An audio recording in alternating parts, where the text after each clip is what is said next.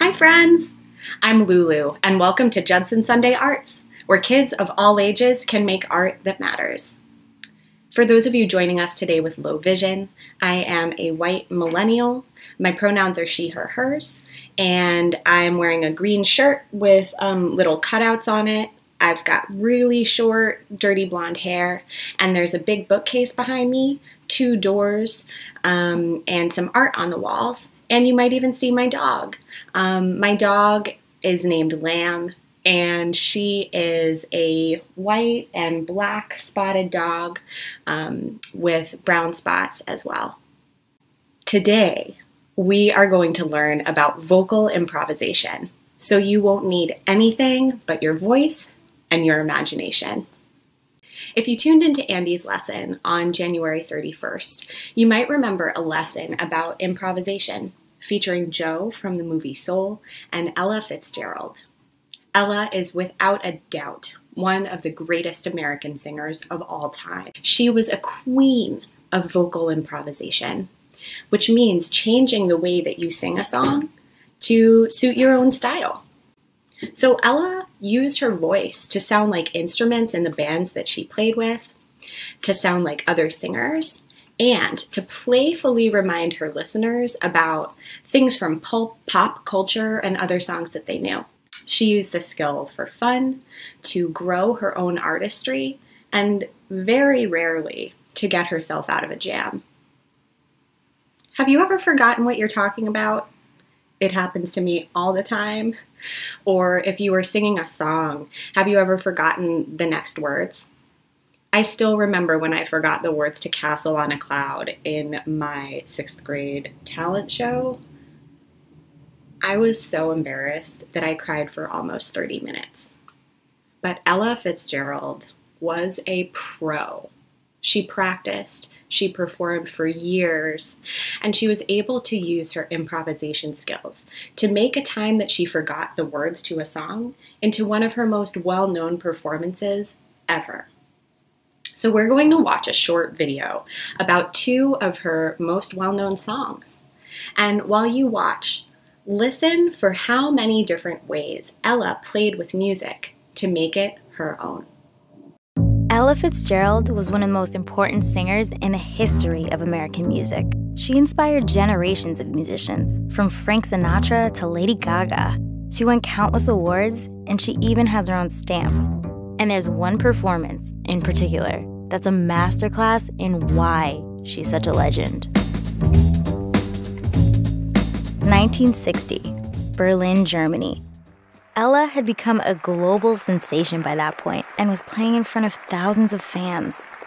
As a nod to the audience, she decided to do a song written in Germany called Mac the Knife. It was a huge hit in the States at the time, made famous by Bobby Darin. Oh, the sharp bait has such teeth, dear. It's about a character from an opera who's a violent murderer, a pretty masculine song. And back then, you only really heard men sing it, until Ella. We'd like to do something for you now. We haven't heard a girl sing it. And since it's so popular, we'd like to try and do it for you. We hope we remember all the words. Ella and her band hadn't rehearsed the song much, but she was known to shake things up from time to time, so she launched into it anyway. Oh, the shark has pearly teeth, dear. The performance was going smoothly, until sure enough, about halfway through, she completely forgot the words. Oh, what's the next chorus to this song now? She still had to last another 2 minutes on stage, so she just started making stuff up. Ah, Louis Miller.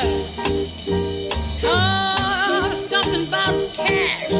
Ella was also a great mimic, and she wove in this perfect Louis Armstrong impression.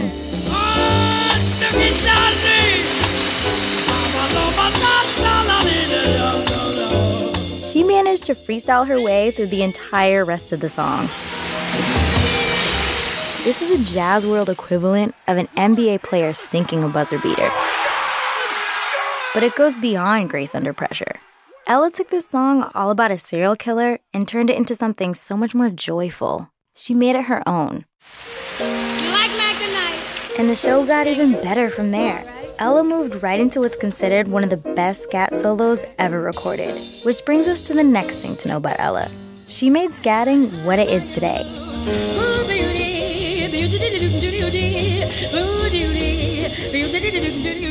She and Louis Armstrong are the reason why scatting became a part of the language of music.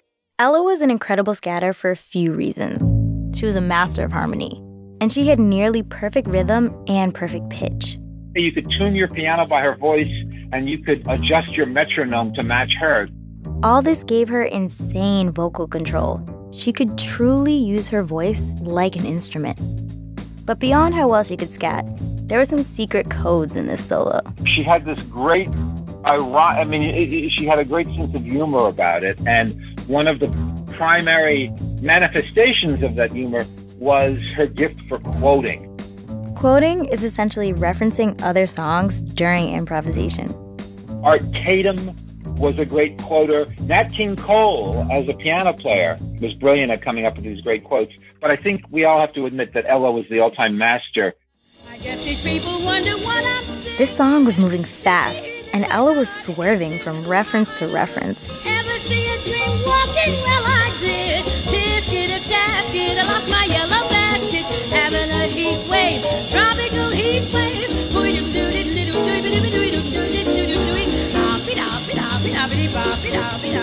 It's common in jazz to quote other songs, but Ella was really good at it. She grabbed these quotes so quickly and slotted them right into the melody, and she resolved every phrase. That's difficult for any jazz musician.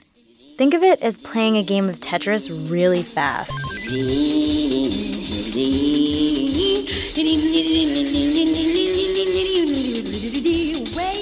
Way back home in Idaho. And Ella was especially clever in choosing popular songs that people would recognize. It's another reason people loved listening to her. She made you feel smart.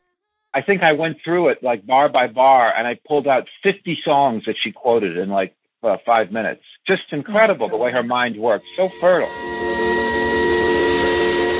Ella's musicianship made her a legend. But what may be even more incredible is what it did for all the vocalists who came after her. Before Ella, singers weren't necessarily considered musicians in the same way instrumentalists were. Because prior to her, the only requirement for a vocalist was to sing the lyric.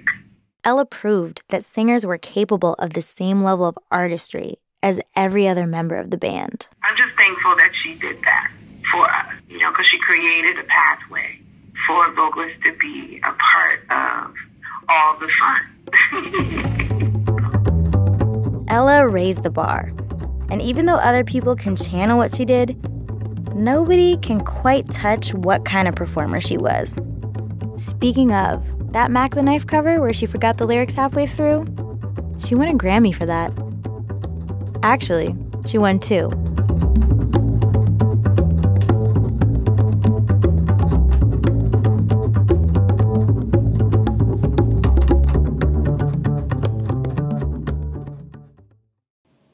So how many different ways did Ella use her voice to make her mark on music?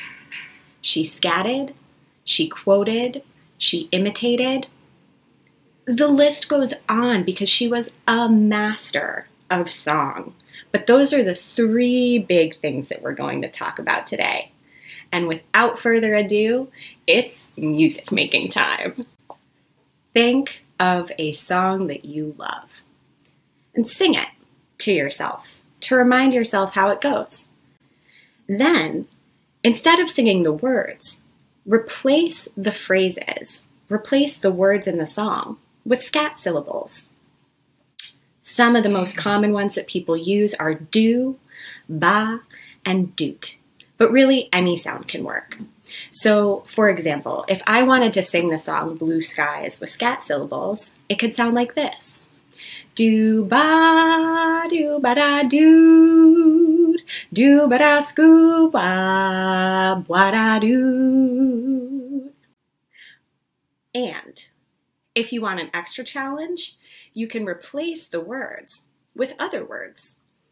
Words from another song or whatever's on your mind. I make up a lot of songs about my dog Lamb.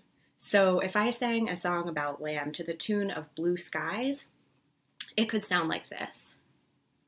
Lammy, Lamb is my dog.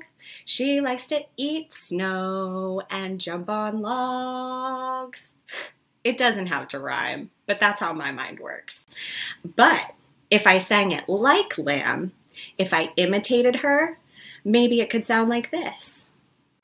Bow wow, I am a dog. I love to eat and jump on logs. Bow wow wow wow. At least I'm smiling right now, and hopefully you are too. Try any or all of these things. Singing with scat syllables, replacing the words, and imitating. You could spend 5 minutes or a lifetime, like I do, singing your own songs. As long as you have fun, challenge yourself, it'll be blue skies, even if there's a blizzard out there. If you love what you made, send it to me so I can feature it on another edition of Judson Sunday Arts. Be safe, wear your masks, happy art making, and happy Black History Month, friends. See ya.